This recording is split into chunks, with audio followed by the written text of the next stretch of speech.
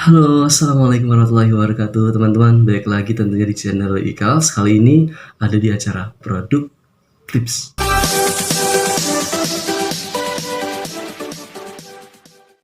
Oke, seperti biasa teman-teman, di Produk Tips ini kita bakal sharing tentang produktivitas dan juga tentunya tentang kepenulisan. Nah, kali ini masih ngebahas tentang kepenulisan yang minggu lalu ataupun di episode sebelumnya teman-teman, saya ngebahas tentang gimana caranya atau tips mencari ide untuk sebuah tulisan.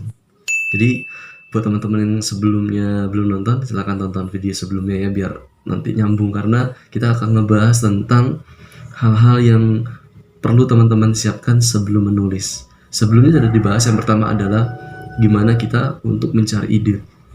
Nah, kali ini teman-teman ya, setelah teman-teman punya ataupun menemukan idenya, teman-teman harus membuat yang namanya premis.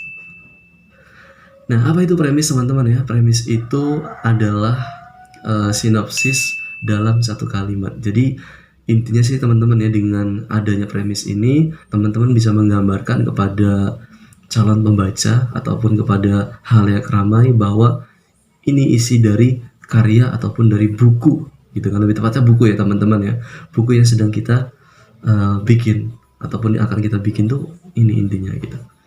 Nah, di karya itu kan teman-teman ya ada namanya fiksi dan non fiksi. Jadi kalau karya fiksi ya berarti itu karangan gitu kan ya, imajinasi dari kita ya, seperti modelnya sih cerita-cerita kayak cerpen gitu kan ya, novel.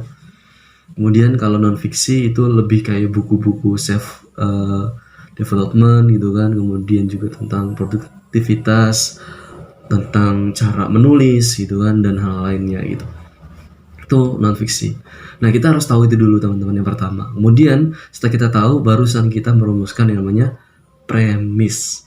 Nah, yang pertama teman-teman untuk karya fiksi. Jadi buat teman-teman nih yang mau membuat karya fiksi, baik cerpen ataupun novel gitu kan, dari sebuah buku, teman-teman caranya, rumusnya adalah tokoh, tujuan, kemudian halangannya atau masalahnya. Jadi teman-teman harus cari tokohnya itu siapa, kemudian tujuan dia mau ngapain di cerita itu, kemudian masalahnya ataupun halangannya apa. Kayak novel saya di Arsitek Kehidupan teman-teman ya, premisnya adalah tokohnya itu seorang anak muda, mahasiswa gitu kan, tujuannya adalah ingin membangun daerahnya, masalahnya adalah dia itu bermasalah dengan kuliahnya atau dia merasa salah jurusan, akhirnya ya timbullah kegalauan mau merubah dunia tapi dirinya sendiri masih bermasalah gitu. Jadi seperti itu teman-teman ya. Jadi teman-teman harus ulik itu, tokohnya ini siapa, tujuannya dia itu apa, kemudian masalahnya dia apa. Semakin jelas ketiganya itu, akan semakin enak nulisnya. Jadi sudah tahu arahnya mau kemana, inti dari ceritanya mau kemana gitu teman-teman. Jadi kalau sudah punya ide ya silahkan diarahkan segera gitu kan ya, apalagi buat teman-teman yang tadi tuh mau nulis cerpen ataupun novel. Nah, itu yang pertama teman-teman ya, untuk karya fiksi. Kalau untuk karya non fiksi teman-teman, rumusnya adalah jenis bukunya, tujuannya, dan hasil dari buku tersebut. Nah, ini misalkan tentang nulis ya teman-teman ya.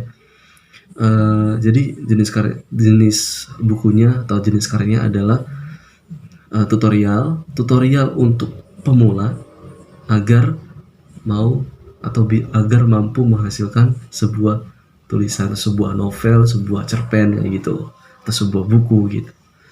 Atau sebuah karya juga ataupun yang lainnya lah teman-teman, intinya karya gitu. Nah, jadi simpelnya sih seperti itu teman-teman ya. Itu dari hasil saya baca buku, hasil juga sharing dengan penulis-penulis yang lebih senior tentunya, dan selalu saya aplikasikan dalam karya-karya saya juga biar lebih mudah, nggak kemana-mana gitu, karena emang sudah tujuannya sudah jelas premisnya. Jadi gambarannya gitu kan itu kan sekali lagi, premis itu adalah sinopsis dalam satu kalimat. Jadi cukup satu kalimat menggambarkan isi dari karya kita teman-teman. Itulah produk tips edisi kali ini tentang tips membuat premis tulisan. Mudah-mudahan bermanfaat buat teman-teman, terutama yang saat ini mau mencoba menulis. Mudah-mudahan tetap semangat berkarya ya. Ditunggu tulisan-tulisannya, karya-karyanya.